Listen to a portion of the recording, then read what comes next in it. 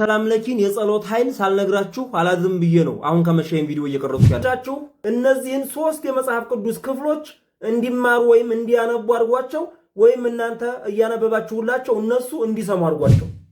እምነታችሁን ክዳችሁ ወደ ሌላ እምነት ከሄዳችሁ በኋላ ምስክርነት ስጡ ስትባሉ ኦርቶዶክስ ሳለሁ አጫሽ ነበርኩ፣ ኦርቶዶክስ ሳለሁ ቃሚ ነበርኩ፣ ሰካራም ነበርኩ፣ ዘፋኝ ነበርኩ፣ አጭ ነበርኩ፣ አሁን ግን ተፈወስኩ ብላችሁ የምትናገሩ ሰዎች የተከበራችሁና የተወደዳችሁ የዩቲዩብ ቻናላችን ቤተሰቦች እስኪ በተለያየ ጊዜ በተለያዩ ሐሳቦች ዙሪያ በቲክቶክ የለቀኳቸውን ቪዲዮዎች ዛሬ ወደ እናንተ ላድርስላችሁ። በዚህ ቪዲዮ ውስጥ በእርግጠኝነት ለህይወታችሁ መሰረት የሚሆኑ መንፈሳዊነታችሁንና ማህበራዊ ህይወታችሁን ሊያዳብሩ የሚችሉ አመለካከታችሁን ሁሉ የሚቀይሩ ጥሩ ሐሳቦች የተነሱበት ስለሆነ ቻናሉን ሰብስክራይብ እና ቪዲዮውን ላይክ እያደረጋችሁ አዳምጡትና በደንብ የተገነዘባችሁትን ነገር በኮሜንት ላይ ተጽፉልኛላችሁ ማለት ነው። እኔ ደግሞ መጨረሻ ላይ ለስንብት እመጣለሁኝ። በጣም ደሳስ የሚሉ ቪዲዮዎች ናቸው፣ ተከታተሏቸው። አያችሁ፣ የኛ አባቶች አባት አላቸው። የበጠበጡን አባት ሳይኖራቸው ራሳቸውን የሾሙት መምህር ነኝ ባዮች ናቸው እንጂ የኛ አባቶች አባት አላቸው። ሰምታችኋቸዋል። ይሄ አባት እኔ ወደ አባቴ ደውዬ ጠየቅኩኝ አሉ። ተሳስቻለሁ እንዴ ብዬ ጠየቅኩኝ። እንደተሳሳትኩ አባቴ መምህር የነገሩኝ አሉ።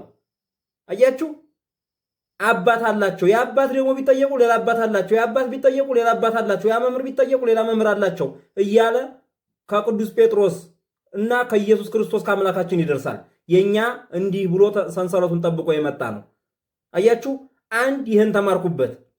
ሁለተኛ ነገር ደግሞ እንዲህ አይነት ትልልቅ የሆኑ ግዙፍ አባቶች ይቅርታ ሲጠይቁ እኛ በስብከት በመዝሙር ቲዮሪቲካሊ የተማርናቸው ነገሮች በመጽሐፍ ያየናቸው ነገሮች በተግባር ደረጃ ተተረጎሙልን ማለት ነው። ተተረጎሙልን። ስለዚህ በጣም ደስ ብሎን ከዚህ እንማራለን ማለት ነው። አሁን ሌላ የኔ ቢጤ ቢሆን ተሳስተሃል ሲሉት እንዴት ተሳስተሃል ትሉኛላችሁ ብሎ ክብሩ ጎልቶበት እንደውም ቤተክርስቲያኒቱን ጥዬ ወደ ሌላ እምነት ሄዳለሁ እያለ ሲፎገል ላይ ይገኝ ነበር። ለማንኛውም አባቶቻችንን ይጠብቅልን መድኃኔዓለም። የሰላም ለኪን የጸሎት ኃይል ሳልነግራችሁ አላዝም ብዬ ነው አሁን ከመሸኝ ቪዲዮ እየቀረጽኩ ያለሁት። የሰላም ለኪ የጸሎት ኃይል የተደበቀው የት እንደሆነ ታውቃላችሁ? ዮም የሚለው ቃል ላይ ነው። ዮም የምትለውን ቃል ልንገራችሁ። ዮም ዛሬ ማለት ነው። ነገ እንዲያትይ፣ የዛሬ ዓመት እንዲያትይ፣ ነገ ወዲያ እንዲያትይ፣ የዛሬ ወር እንዲያትይ። እኔ ምንም አልፈልግም። ምንም ኃጢአቴ ቢጋርድሽ፣ ምንም በደሌ ቢጋርድሽ እንኳን ምንም ኃጢአተኛ በሆነብሽ እንኳን ስለ እናትሽ ስለ ሐና ስለ አባትሽ ስለ ኢያቄም ብለሽ ዛሬ የምፈልገውን ነገር አርጊልኝ፣ አትዘግይብኝ ብለን እንላለን። ለዛ ነው እርኩስ መንፈስ ያደረበት ሰው መንገድ ላይ ይወድቅና ሰላም ለኪ ብለን ስለ ድንግል ማርያም ልቧን መልስ ወይም ስለ ድንግል ማርያም ልቡን መልስ ስንለው ወዲያውኑ ሰውየው ልቡ መልስ ይልለትና ቆሞ እንዲሄድ የሚያደርገው እና የዚህን የጸሎት ኃይል ዋሌ ሚዲያ ላይ አሁን ለቀኩላችሁ ባጭር ቪዲዮ አስገራሚ ሚስጥሯን ማለት ነው። ልጆቻችሁ እነዚህን ሶስት የመጽሐፍ ቅዱስ ክፍሎች እንዲማሩ ወይም እንዲያነቡ አድርጓቸው፣ ወይም እናንተ እያነበባችሁላቸው እነሱ እንዲሰሙ አድርጓቸው። እነዚህን አባቶቻችን ለሕፃናት በለጋነታቸው ገና እንዲያደምጧቸው እንዲያነቧቸው ያዘዟቸውና ሕፃናት ይህንን ከተማሩ ይህንን ካወቁ ይህንን ካነበቡ ለዘላለም ከልቦናቸው የማይነቀል እምነት፣ ስነ ምግባርና ተስፋ ይዘው እንዲያድጉ የሚያደርጉ የመጽሐፍ ቅዱስ ክፍሎች ናቸው። እነዚህ ሶስቱ መጽሐፈ ሲራክ፣ መጽሐፈ ምሳሌና መዝሙረ ዳዊት። እነዚህን በክረምቱ በክፍል ከፋፍላችሁ እንዲያነቧቸው አድርጓቸውና ልጆቻችሁ ለዘላለሙ የታነጸ ማንነት እናት አባታቸውን የሚያከብሩ በዙሪያ ያለውን ሰው የሚያከብሩ ለሃይማኖታቸው የሚገዙ እግዚአብሔርን የሚወዱ ተስፋና እምነት ያላቸው በቀላሉ ነገር ተስፋ የማይቆርጡ እንዲሆኑ ያደርግላቸዋልና በዚህ ክረምት እንዲያነቡ እንዲታረጓቸው ለማለት ነው። አመሰግናለሁ። እምነታችሁን ክዳችሁ ወደ ሌላ እምነት ከሄዳችሁ በኋላ ምስክርነት ስጡ ስትባሉ ኦርቶዶክስ ሳለሁ አጫሽ ነበርኩ፣ ኦርቶዶክስ ሳለሁ ቃሚ ነበርኩ፣ ሰካራም ነበርኩ፣ ዘፋኝ ነበርኩ፣ አጭ ነበርኩ፣ አሁን ግን ተፈወስኩ ብላችሁ የምትናገሩ ሰዎች ሁለት ነገሮችን ልንገራችሁ። አንደኛውና የመጀመሪያው እናንተ ተፈውሳችሁ ሳይሆን የባሰ ሙታችሁ እንደሆነ ሄዳችሁት ማወቅ አለባችሁ። ኦርቶዶክስ ሳላችሁ እምነት እያላችሁ የምግባር ውድቀት ነበረባችሁ። ኋላ ከሄዳችሁ በኋላ ምን ሆነ? ከምግባር ውድቀት ወደ እምነት ውድቀት ወደቃችሁ ማለት ነው።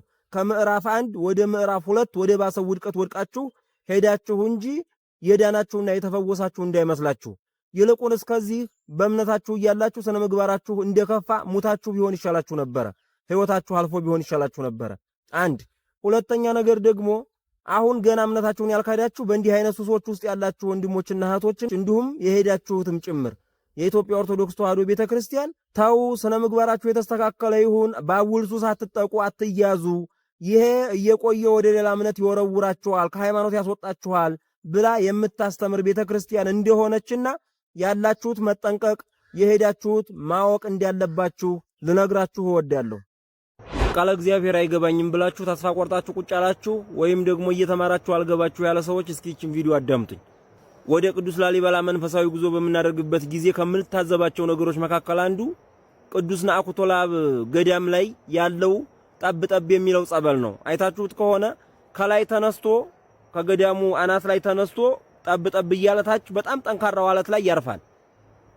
ያ በጣም ጠንካራው የድንጋይ ክፍል በጣም ጠንካራው ነው ባለማችን እና ጠበሉ ጠብ እያለ የሚያርፍበት ቦታ ላይ አይታችሁት ከሆነ ድንጋዩ ተጎርጉሯል። ድንጋዩ ተጎርጉሮ እያጠራቀመ ነው ድንጋዩ። በፊት ግን እንደዛ አልነበረም። የውሃው ጠብታ ሳያቋርጥ ስላረፈበት እንደዛ ጎድጉዷል። አያችሁ፣ ቃለ እግዚአብሔርን ተስፋ ሳንቆርጥ ሳናቋርጥ ለዘወትር በቀን 2 ደቂቃ እንኳን ቲክቶክ ላይ ጊዜ ሰጥተን 2 ደቂቃ ማዳመጥ ሊሆን ይችላል። በቀን አንድ የመጽሐፍ ቅዱስ ምዕራፍ ማንበብ ሊሆን ይችላል። በቀን ብቻ የሆነ ቃለ እግዚአብሔር ሰምቶ መዋል ሊሆን ይችላል። ሳናቋርጥ እንደዛች የውሃ ጠብታ ሳናቋርጥ ቃለ እግዚአብሔርን የምናደምጥ የምናነብ ከሆነ ልክ ያቺ የውሃ ጠብታ ያንን ጠንካራ አለት እንዲያጎደጎደችው የኛም ልብ አንድ ቀን በቃለ እግዚአብሔር መሰበሩና መጎድጎዱ አይቀርም። የዛን ጊዜ ሲያሲጎደጉድ ሲያፈስ የነበረውን ቃለ እግዚአብሔር ማጠራቀምና መያዝ ይጀምራል። አንድ ሁለተኛ ነገር ደግሞ ያ እየተጠራቀመ ሲሄድ ልቦናችን ይሰርጽብንና ቃሉን ወደ ተግባር መለወጥ እንጀምራለን። አያችሁ፣ አቅም ብናጣ ልባችን አይዝ ቢል እንቡዝ እንኳን ብንሆን ሳናቋርጥ ስለሰማነው ያቺ የውሃ ጠብታ ያንን ድንጋይ እንዲያጎደጎደችው ያንን የማይሰበር አለት ወርታች እንዲያጎደጎደችው የኛም ልብ ያቺ ሳታቋርጥ ጠብ የምትለው የቃለ እግዚአብሔር እያረፈችበት ይጎደጉድና ከዛ በኋላ ቃለ እግዚአብሔር ሲያርፍበት የሚይዝ የሚጨብጥ ከመያዝም አልፎ ወደ ተግባር እንድንሮጥ የሚያደርግ ጥሩ የሆነ ልብ ይኖረናል። ግን እኛ ሳናቋርጥ ቃለ እግዚአብሔርን እናንብብ፣ ቃለ እግዚአብሔርን እናዳምጥ፣ ለቃለ እግዚአብሔር እንትጋ። መዝሙረ ዳዊትን ስንጸልይ የምናገኛቸው ጥቅሞች ክፍል 2። አንደኛ ስርዓት ጠብቀን ሕግ ጠንቅቀን እንድንኖር ያደርጋል። ያም ማለት ስርዓተ ቤተክርስቲያንን የቤተክርስቲያንን አገልጋዮች ሁሉ ባለመውደዳችን የተነሳ እየተጎዳን ነውና ስርዓተ ቤተክርስቲያንን ጠብቀን የቤተክርስቲያን አገልጋዮችንም አክብረን በእግዚአብሔር መንግስት እንድንጠቀም ወይም ደግሞ በእግዚአብሔር ቤት እንድንጠቀም ያደርጋል። ሁለተኛ በኩላሊታችን የተነሳ መጥፎ ሐሳብ ወደ ልባችን ሄዶ ጭንቅላታችን ወይም ናላችን ወርሶት ለክፉ ተግባር እንዳናውለው በልባችን ታምቆ እንዲቀርና እኩይ ሐሳቦች ወደዛው ተመልሰው እንዲቀሩ ያደርጋል። ሶስተኛ በጉባኤ አጽንቶ ያላወቅነውን እንድናውቅ ያወቅነውን ደግሞ ለሌሎች እንድናስተምር ለጉባኤ እንድንበቃ በአደባባይ ለእግዚአብሔር ምስክር እንድንሆን ያደርጋል። አራተኛ እግዚአብሔር ነፍሳችንን ለኃጢአተኞች አሳልፎ እንዳይሰጣት ወይም ደግሞ ለኃጢአተኞች እንዳይተዋት ያደርጋል። ይትግድፋ ምስለ ኃጥአን ለነፍሴ እንዳለ ይቀጥላል። እስከ መጨረሻው ድረስ አብረን እንዘልቃለን። አካውንቱን ፎሎ ማድረግ፣ ኮፒ ሊንክ አድርጋችሁ ለሌላ ሰው ማድረስና ላይክ ማድረግ እንዳይረሳ። የቅዱስ ዳዊት አምላክ ሁላችንንም ልቦናችንን ይክፈትልን፣ ለጸሎት ያነሳሳል፣ የምንጸልየውንም ይስማል። ፍቅራችሁን ቀጥታ ለአፍቃሪያችሁ የምትሰጡ ወንዶችና ሴቶች ይሄ ቪዲዮ ለእናንተ ስለሆነ ቆም ብላችሁ አዳምጡ። ለምን እንደዚህ እንዲያልኩ በቀላል አማርኛ አስረዳችሁ። አንድ ሰው ስልክ ሲደውል ቀጥታ ስልኩ እንደተደወለ ሄዶ ከሰውየው አይደለም የሚጠራው፣ በኔትወርክ ፕሮቫይደሩ በኩል አልፎ ነው ወደ ሰውየው ሄዶ የሚጠራው። ወይም ሳፋሪኮም ወይም ኢትዮ ቴሌኮም ሊሆን ይችላል። ስልክ ስንደውል በኔትወርክ ፕሮቫይደሩ በኩል ዙሮ ሄዶ ነው ከሰውየው ስልክ የሚጠራው። ለምን?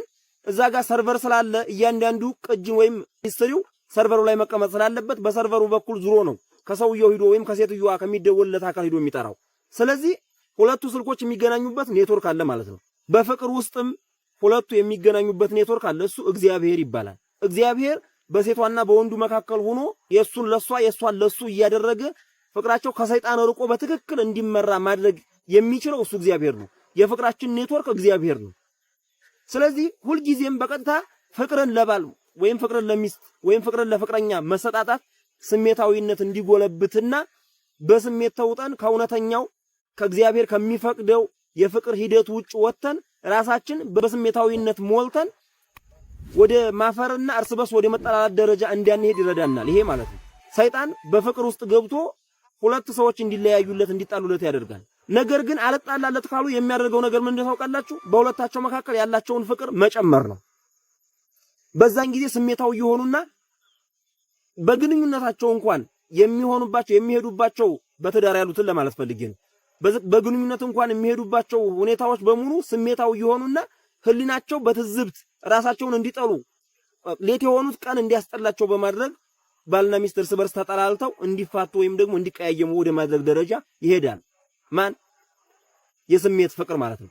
ስለዚህ ሁልጊዜም ለባለቤትሽ በእግዚአብሔር መዝነሽ ለባለቤት በእግዚአብሔር መዝነህ በዚህ ደረጃ እግዚአብሔርን እንደ ኔትወርክ አድርጋችሁ እንድትዋደዱ እንድትፋቀሩ እግዚአብሔር መሃል ላይ ሆኖ አንቺ ፍቅርሽን በእግዚአብሔር በኩል አንተም ፍቅርን በእግዚአብሔር በኩል መሰጣጣት እንዲኖር ፍቅረኛም ብትሆኑ ያልተጋባችሁ ብትሆኑ በዚሁ መንገድ ከስሜታዊነት የጸዳ ፍቅር እንዲኖራችሁ እንዲህ አይነት መንገድ መከተል አለባችሁ። ኔትወርካችሁ እግዚአብሔር ይሁን። ኔትወርካችሁ የናንተ ዕውቀት፣ የናንተ ሀብት፣ የናንተ ብልጠት፣ የናንተ ችሎታ ምናምን አይሁን። ኔትወርካችሁ እግዚአብሔር ይሁን። ኔትወርካችሁ እግዚአብሔር ሲሆን ፍቅር እስከ መቃብር ትላላችሁ ማለት ነው። እስከ መቃብር የሚቆይ ፍቅር ይኖራችኋል። በራሳችን ፍልስፍና የምንኖረው ህይወት ስለሌለ ነው። በተለይ በትዳር ውስጥ ማንም ሰው አዋቂ ነኝ ስኪልድ ነኝ ብሎ ቢነሳ ትዳር ለሁሉም ሰው እንደየ ችሎታው እንደየ አቅሙ እንደየ ዕውቀቱ ለሁሉም ሰው አዲስ ነው። ለሁሉም ሰው ግን ይሄን የሚጠቅመው ምንድነው? ኔትወርክን በእግዚአብሔር በኩል ማድረግ። መሪው ማን ይሆናል? ሁለቱን ስልኮች ኔትወርክ ያንኛው ኔትወርክ እንዲያገናኝ የሁለቱን ፍቅሮች ማን ያገናኛል? እግዚአብሔር ያገናኛል። ካልገባችሁ ድጋሚ ጠይቁ። ጸሎት መጀመር ፈልጋችሁ ነገር ግን ጸሎቱ የተቋረጠ እንደሆነ ፈተና በኔ ላይ ይመጣብኛል ብላችሁ የምታስቡ ሰዎች ይሄ ቪዲዮ ለእናንተ ነው። ፎሎው እያረጋችሁ ለሌሎች እንዲደርስ ኮፒ ሊንክ እያረጋችሁ አድምጡኝ። ጸሎት መጀመር ፈልጋችሁ ነገር ግን ጸሎቱ የተቋረጠ እንደሆነ ፈተና በኔ ላይ ይመጣብኛል ብላችሁ የምታስቡ ከሆነ መፍትሄው አንድ ነው።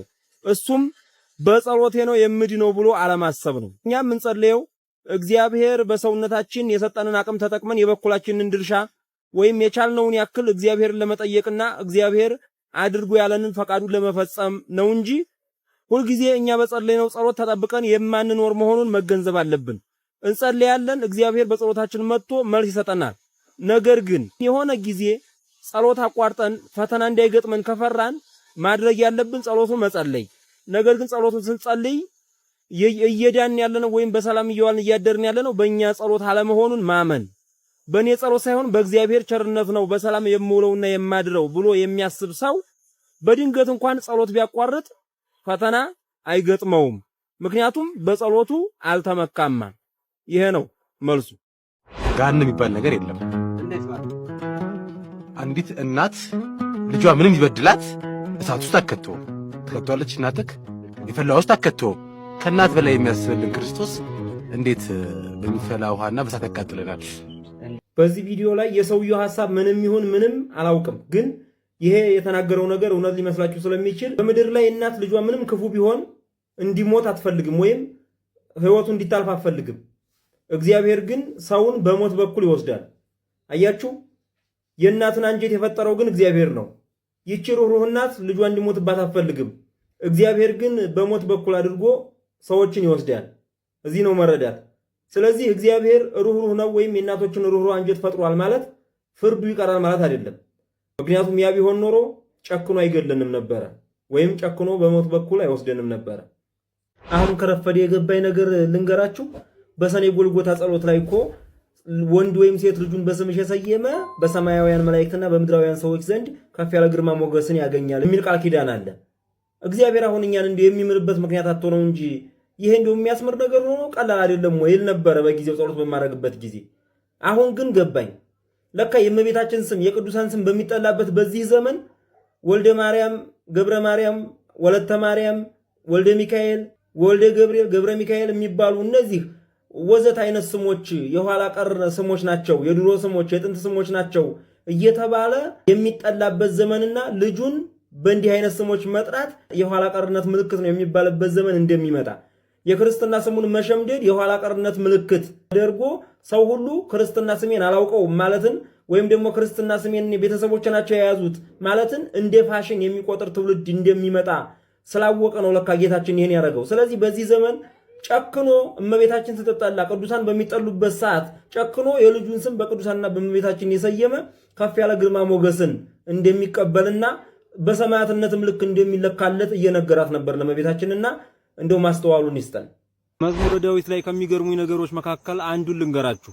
እናንተ ሲጨንቃችሁና ሲቸግራችሁ ወይም የሆነ ነገር እግዚአብሔር እንዲሰጣችሁ ስትፈልጉ ምንድነው የምታረጉት? እንዲህ አድርግልኝ፣ ወደዛ ውሰደኝ፣ ወደዚህ አምጣኝ፣ ይሄን ስጠኝ፣ ይሄን አድርግልኝ ነው አይደል የምትሉት?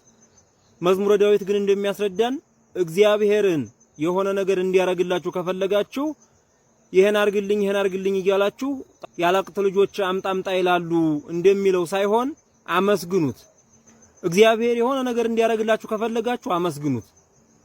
ስታመሰግኑት እግዚአብሔር እንዲሆንላችሁ የምትፈልጉትን ነገር ሁሉ ያደርግላችኋል። ምክንያቱም በምስጋና ውስጥ ሁለት ነገሮች ስላሉ ነው። አንደኛ እምነት፣ ሁለተኛ ተስፋ። እምነት ማለት እግዚአብሔር ከዚህ በፊትም አድርጓል፣ ዛሬም እያደረገ ነው፣ ነገም እንደዚሁ ያደርጋል ብሎ ማመን ነው። ተስፋ ማለት ደግሞ የምፈልገውን ነገርም ይሁን ወደፊት የምመኛትን ርስት መንግስተ ሰማያትን እግዚአብሔር አያሳጣኝም እንዳያሳጣኝም የታመነ ነው ብሎ በሱ መሰፋት ማለት ነው። ስለዚህ በምስጋና ውስጥ እነዚህ ሁለት ነገሮች ስላሉ እግዚአብሔር የምንፈልገውን ነገር ሁሉ ይፈጽምልናል። ከዚህ በኋላ እግዚአብሔር እንዲያረግላችሁ የምትፈልጉት ነገር ካለ ይሄን አርግልኝ ብሎ መጸለይ አይደለም የሚያስፈልገው፣ ማመስገን ነው። ማመስገን። ስለ ምስጋና ጥቅምና ባለማመስገናቸው ስለተጎዱ ሰዎች ደግሞ ቪዲዮ ሰራላችኋል። ለአሁኑ ግን መልካም ምሽት ይሁንላችሁ። እኔ የምወደው ወንድ ለኔ ቦታ የለውም፣ እኔ የምወዳት ሴት ለኔ ቦታ የላትም፣ እንደው ምን ላርግ፣ የትኛውን ጸሎት ልጸልይ ባክህ ምከረኝ የሚል መልእክት በሴቶችም በወንዶችም በኢንቦክስ ይገባልኛል። አንድ ነገር ልንገራችሁ። አንድን ወንድ ግዴታ ካልወደድከኝ ወይም ካልወደድሽኝ አንዲትን ሴት እያላችሁ ሙጥኝ አትበሉ። ዛሬ የምትወዷት ሴት ለነገ ህይወታችሁ የምትወዷት የምትፈልጓት ሴት ወይም የምትፈልጉት ወንድ ነገ በትዳር ውስጥ የሐዘናችሁ የጭንቀታችሁ መንስኤ ሆኖ ቢከሰትስ? ይሄን ምለው ላይፍ ለመቅጨት ፈልጌው ነው እንደማትሉ ተስፋ በማድረግ ነው።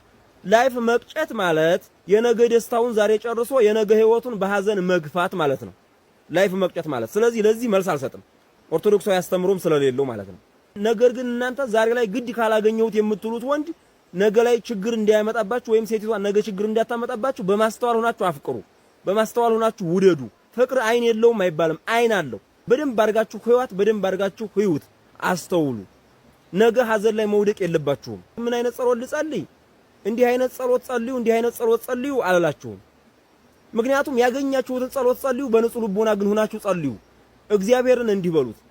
አሁን ለምሳሌ አንድ ወንድ አንዲትን ሴት በልብህ ይዘህ ከሆነ የምትጸልየው ይቺን ሴት ለኔ ካላረክልኝ ብለህ እንዲያጸልይ ወይም አንቺም ከሆንሽ ይሄን ወንድ ለኔ ካላረክ ብለሽ እንዲያጸልይ ምንድነው ማለት ያለባችሁ?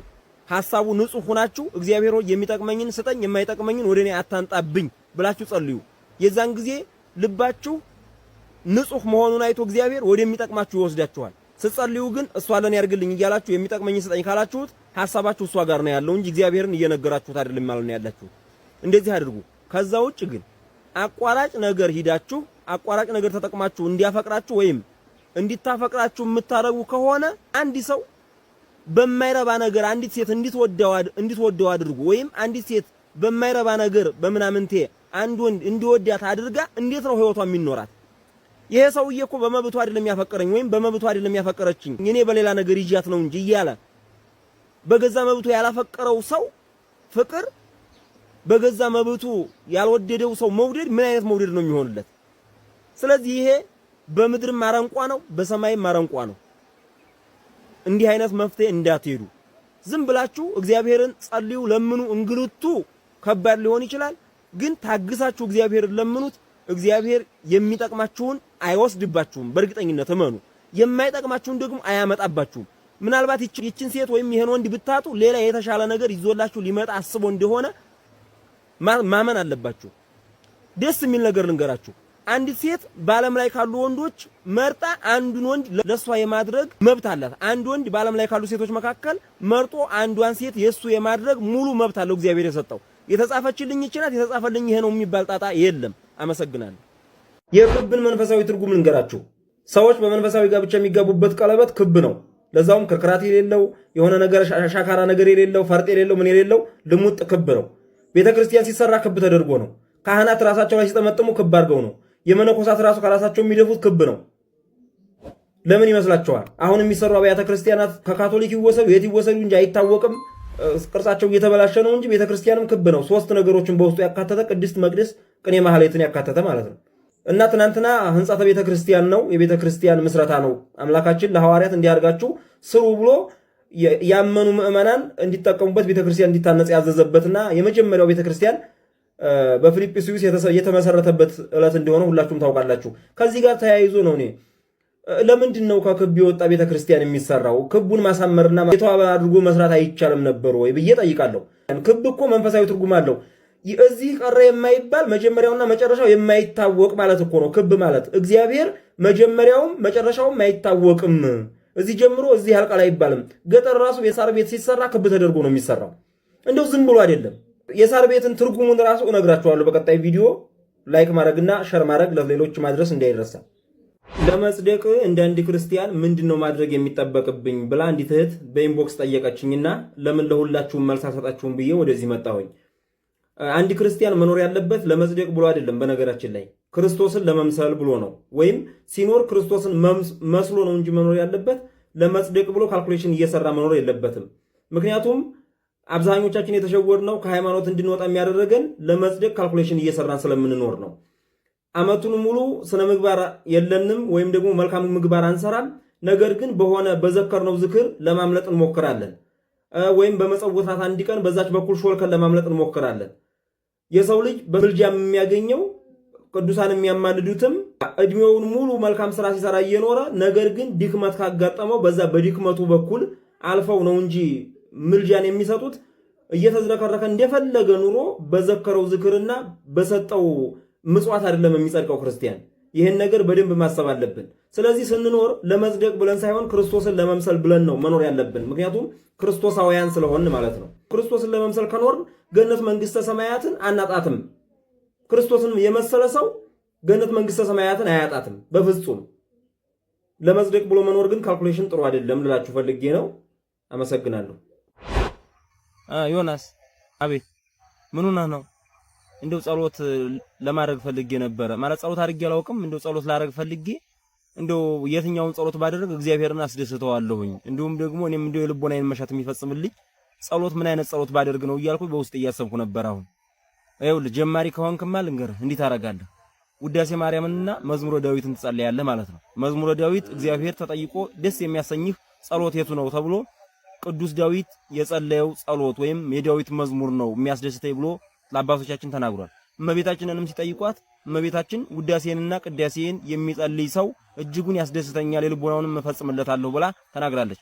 አንተ ዛሬ ቅዳሴ ማርያምን ለመጸለይ ገና አቅም ስላልደረሰ ውዳሴ ማርያምን የየለቱን ትጸልያለህ። ምን ታደርጋለህ መሰለህ? የለቱ ዳዊት አለልህ። ሰኞ መዝሙር 1 እስከ 30፣ ማክሰኞ ከ31 እስከ 60፣ ረቡዕ ከ61 እስከ 80፣ ሐሙስ ከ81 እስከ 110፣ አርብ ከ110 እስከ 130 እና ቅዳሜ ከ131 እስከ 150 ነው። ይህን መዝሙር ትጸልያለህ።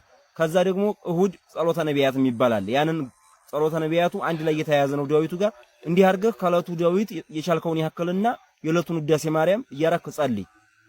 እንዴ የሌሎቹ የቅዱሳንን ምናምን ማረግ በፈልግ ቅዱስ ሚካኤል፣ የቅዱስ ገብርኤል ወይም ደግሞ በለቱ የቅዱስ ጊዮርጊስን የአቡነ ተክለ ሃይማኖትን እንዲህ አይነት ጸሎቶችንስ ማረግ በፈልግስ? ይሄን ደግሞ እንግዲህ ዛሬ አንተ ገና አዲስ ጀማሪ ስለሆንክ በለቱ ይሄን ሁሉ ማድረግ አይጠበቅብህም። ሲጀመር ሁሉም ቅዱሳን በዳዊት መዝሙር ይደሰታሉ። ለምን? ሁሉም ቅዱሳን የዳዊት መዝሙሩን እየዘመሩ ነው ያለፉት። ወይም ደግሞ እግዚአብሔር የተደሰተበት ነገር ቅዱሳን የሚደሰቱበት ነገር ስለሆነ ብዙ አያስጨንቅህም። ግን ደግሞ አስፈላጊ ነው ካልክ በቅዱስ ሚካኤል ዕለት በወር አንድ ጊዜ የቅዱስ ሚካኤልን መልክ ልታደርስ፣ የቅዱስ ገብርኤልን በ19 ልታደርግ፣ የአቡነ ተክለ ሃይማኖትን በ24 መልካቸው ልታደርስ ትችላለህ። ይሄ ምንም አያስጨንቅህም። ግን ውዳሴ ማርያምንና መዝሙረ ዳዊትን አጽንተህ እስከያዝክ ድረስ እግዚአብሔርን ማስደሰትና ያንተንም ፍላጎት እንዲፈጸምልህ ማድረግ ትችላለህ። ደግሞ ስትጸልይ እግዚአብሔርን እያሰብክ ጸልይ። አንተ በጸሎት ነገሮችን ለማምጣት ሳይሆን እግዚአብሔርን እያሰብክ ጸሎትህን አድርግ። በልበርታ፣ ጠንክር። እሺ አክበሪ ይስጥልኝ። በጣም ነው የማመሰግነው። እግዚአብሔር ያክብርልኝ። ይህ የሁላችንም ጥያቄ ነው። በዚህ መልክ ተመልሶልናል። ጸሎት ማድረግ ከጀመርን እግዚአብሔር የሚደሰትበትን መዝሙረ ዳዊትንና ውዳሴ ማርያምን በማድረስ የሌሎቹን ቅዱሳን ደግሞ እየበቃንና እያወቅን በምንሄድበት በዛ ጊዜ እንደምናረገው ልንረዳ ይገባል። ለአሁን ግን እግዚአብሔር የሚደሰትበት መዝሙረ ዳዊት ድንግል ማርያም የምትደሰትበት ውዳሴ ማርያም ነውና ውዳሴ ማርያምና መዝሙረ ዳዊትን እየጸለይን ያቅማችንን ያህል ከየለቱ እግዚአብሔርን መለመንና እግዚአብሔርን ማስደሰት እንደምንችል በዚህ ቪዲዮ እንድትረዱ ስለምፈልግ ነው። ቤተክርስቲያን ቢመላለሱት ምን ዋጋ አለው?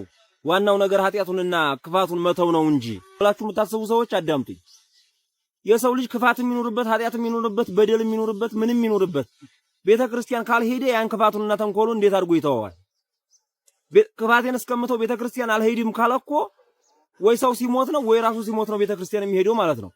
ቤተክርስቲያን ደግሞ ከመንሄድበት ዋናው መሰረታዊ ጉዳይ አንዱ ከኃጢያታችን ለመላቀቅ ነው እንጂ ንጹህ ሆነን አይደለም።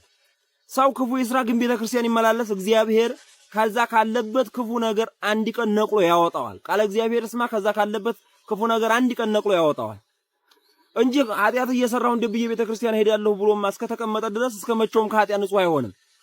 በሌላ አንፃር ደግሞ እኔ ዋናው ነገር የልብ ንጽህና ነው ወይም ከሰው አለመድረስ ክፉ አለመሆን ነው ክፉ አይደለሁም ስለዚህ ቤተክርስቲያን መመላለስ የለብኝም የምትሉ ሰዎችም ከእግዚአብሔር ተለይታችሁ እየቀራችሁ እንደሆነ ማወቅ አለባችሁ። ክፋት ላይኖርባችሁ ተንኮል ላይኖርባችሁ ይችላል። ቤተክርስቲያን የሚሄደው ክርስቲያን የሆነ ሁሉ ነው። ሲጀመር የልብ ንጽህና ስለሌላችሁ ነው እንጂ የልብ ንጽህና ቢኖራችሁ ኑሮ ወይም ክፉ ስለሆናችሁ ነው እንጂ ክፉ ባትሆኑ ኖሮ ቤተክርስቲያን አልሄድም ብላችሁ ከቤታችሁ አትቀሩም ነበር። ይኸውላችሁ ልቤ ንጹህ ነኝ የሚለው ሰው ልበ ንጽህና የሌለው ነው። የልብ ንጽህና ያለው ሰው ልቡ ንጹህ መሆኑን እንኳን አያውቅም። አያችሁ። ስለዚህ ሁላችንም እንጠንቀቅ።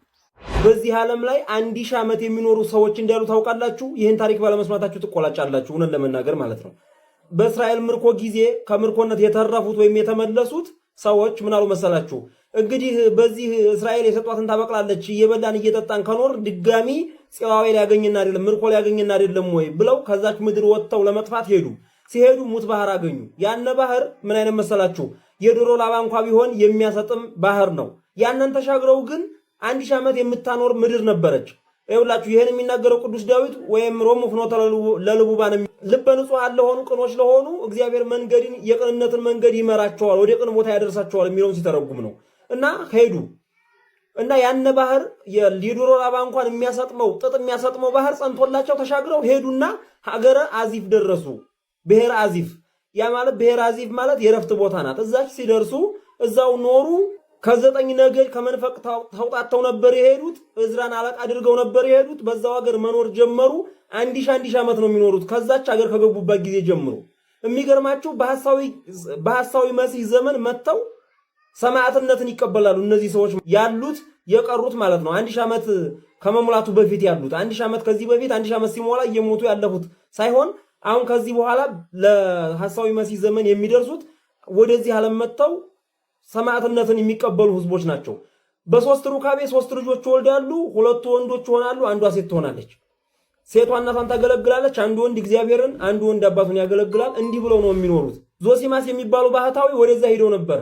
መንገዱ አላሳልፋቸው ቢል ያነ ባህሩ ረጃጅም ዛፎች ተገናኝተው እርስ በርስ በዛፎቹ ላይ አልፈው ሄደ። የባህታዊ አባት ከሀገራቸው ከገባ በኋላ ተቀብለውት አላምደውት የሚያገለግሉት ልጆች ይሰጡታል። ልጆቹን እንደው ድንገት ሰርቸት አለው መሰለኝና ቤተሰቦቻችሁ መተው የት አለ ቢሏችሁ ከቤት የለም በሏቸው ብሎ ለልጆቹ ይናገራል። ልጆቹ ደግሞ ሄደው ውሸት አያውቁምና እያለ ለቤተሰቦቻችሁ የለም በሏቸው ሲመጡ ብሎ ነገረን ባሏቸው ጊዜ ደግሞ ውሸት ሊያስተምርብን ነው እንዴ ብለው ተቀይመው አስወጥተው ላኩት። ሲመለስ 2 ዛፎች ተለያይተው አገኛቸው። አረ ይቅር በሉኝ መመለስ አልቻልኩም ዛፎቹ የመጣውባቸው ተለያይተዋል ባላቸው ጊዜ ይቅር ብለናል ሂድ ሲሉት ዛፎቹ ተገናኝተውለት ወደዚህ ምድር መጣ ማለት ነው። እንዴ ይሄን ታሪክ ስሰማው በጣም ስለገረመኝ እናንተም ብትሰሙት ብዬ ነው። እግዚአብሔር እንዲህ አድርጎ በመዝሙረ ዳዊት በኩል መንገድ ለጠፋቸው መንገድ ይመራል፣ ለቅኖች መንገድን ይመራል የሚለውን ወደ እናንተ ላድርስላችሁ ብዬ ነው። ይሄን ታሪክ በመስማታችሁ ትደሰታላችሁ ብዬ ተስፋ አደርጋለሁ። እኔ ሰው እንዲወደኝ አልሞክርም። እኔ ነኝ። በዛ መንገድ ከወደድሽኝ ደስ ይለኛል፣ በእኔነቴ ከወደድሽኝ። ካልሆነ ግን እኔ ፌክ በማረገው ነገር አንቺ እንድትወጂኝ በማረገው ነገር ውስጥ ግን ለተወሰነ ጊዜ ልትወጂኝ ትችላለሽ፣ ግን የሆነ ሰዓት ላይ ታውቂዋለሽ፣ ትክክለኛ ባህሪን ታውቂዋለሽ። እሺ እኔ እዚህ ቪዲዮ ላይ ሐሳቤ ልጅቷ ላይ አይደለም።